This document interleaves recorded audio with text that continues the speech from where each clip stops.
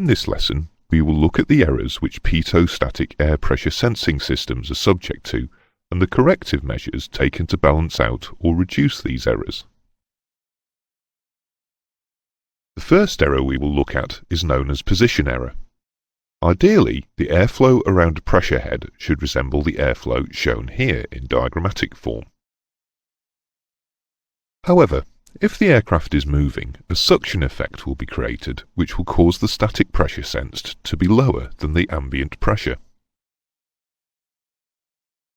As the speed increases, the airflow in the region of the pitot-static heads becomes turbulent and this under-reading becomes greater. How great the error may be depends on the location of the pressure head and the speed of the aircraft. Speed and turbulence may also affect the Pitot Tube readings, making them either above or below their correct value. At high angles of attack, a component of dynamic pressure may also be sensed at the static head. Any error sensed is likely to be at its greatest at high angles of attack and low speed. The high angle of attack may also cause a loss of dynamic pressure in the Pitot tube.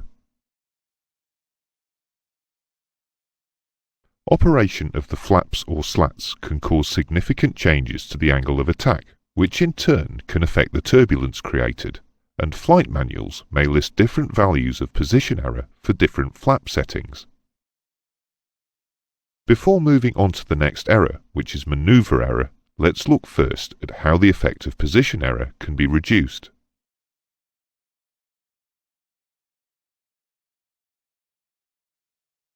The effect of position error can be substantially reduced by replacing the static pressure head with a static vent.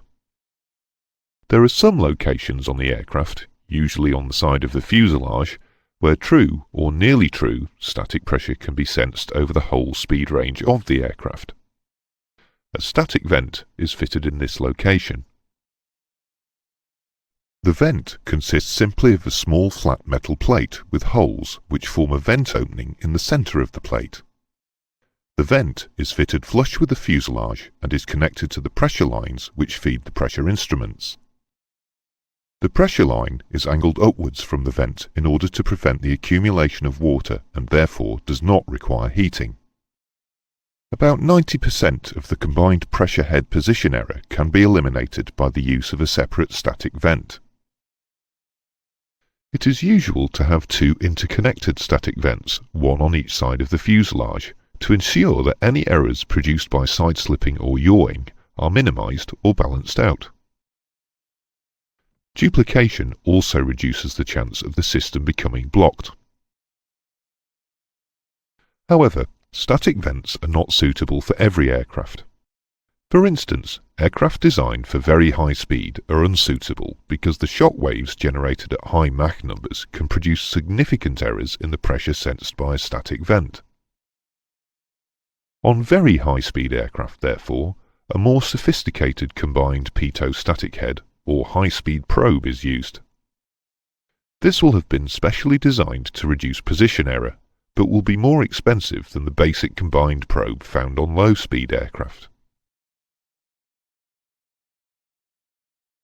The second error we will consider is maneuver-induced error. This error results mainly from temporary fluctuations of air pressure at the static vents, caused in particular by changes in the aircraft's angle of attack or when the flaps are activated. The error is usually most significant during pitch changes, such as at the start of a climb or levelling off and descending. Maneuver-induced error normally causes a lag in pressure instrument readings. The error is best illustrated by looking at a vertical speed indicator reading as the aircraft levels off in the example here. In level flight, the pointer on the vertical speed indicator will read 0, so keep an eye on the pointer. In our example, the aircraft is climbing at an indicated reading of 500 feet per minute on the VSI. Watch what happens to the reading when the aircraft levels off, and we can see that the VSI reading is not an accurate representation of the aircraft's actual flight path. The lag in pressure instrument readings can persist for some time after the event, and therefore pressure instruments cannot be relied upon to indicate accurate instantaneous rates of change. The higher the altitude of the aircraft, the longer the error will be likely to last.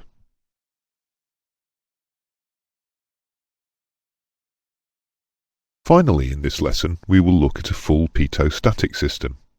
In diagrammatic form, the system is illustrated here. We can see that the two Pitot systems, coloured yellow here, function independently of each other, as do the two static systems, which are coloured blue here. Although the captain's and first officer's systems are usually independent of each other, they each sense pressures from both left and right sides of the aircraft.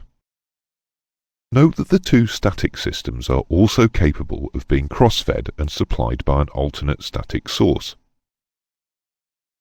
The alternate static source may also be referred to as an emergency static source for use in the event that the primary source becomes blocked.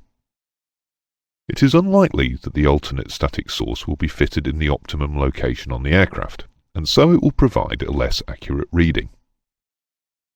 In pressurized aircraft, the alternate static source is often located within the unpressurized rear fuselage, and in unpressurized aircraft, the alternate static source can be located within the cabin. We can see a typical location in an unpressurized aircraft here. Often, as a result, the static pressure sensed will be lowered slightly due to aerodynamic suction, and this will cause the pressure altimeter and the airspeed indicator to overread. The error should be tabulated in the aircraft flight manual. In older or basic aircraft, air pipelines are used to transmit the Pitot static pressures to the instruments. A simple pipeline is illustrated here. Modern aircraft transmit the information electronically via pressure transducers at the pitot and static sources. The effect of blockages and leaks in the Pitot-Static systems on each of the pressure instruments is dealt with in the individual instrument lessons. This concludes the lesson. A summary follows. Position error occurs as a result of suction and turbulent airflow in the vicinity of the pressure heads. The magnitude of the error depends on the location of the pressure head, the aircraft speed, and the altitude. Position error is greatest at high angles of attack and low speed. Operation of the flaps and landing gear can have a significant effect on the turbulence created. The use of static vents can reduce the effect of position error. Static vents are fitted flush on both sides of the fuselage. Static vents are interconnected to reduce the effects of yaw and side slip. Duplication reduces the chance of the system becoming blocked. Static vents are not suitable for flight at very high speeds because of the shock waves produced. A high-speed probe is used instead. Maneuver-induced error is caused by temporary fluctuations of air pressure at the static vents during pitch changes. Maneuver-induced error results in a lag in pressure instrument readings.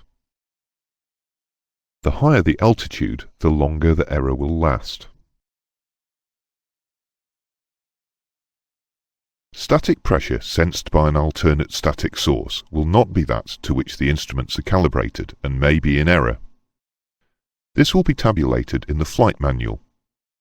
The error is likely to give a lower pressure, which will cause the altimeter and ASI to overread.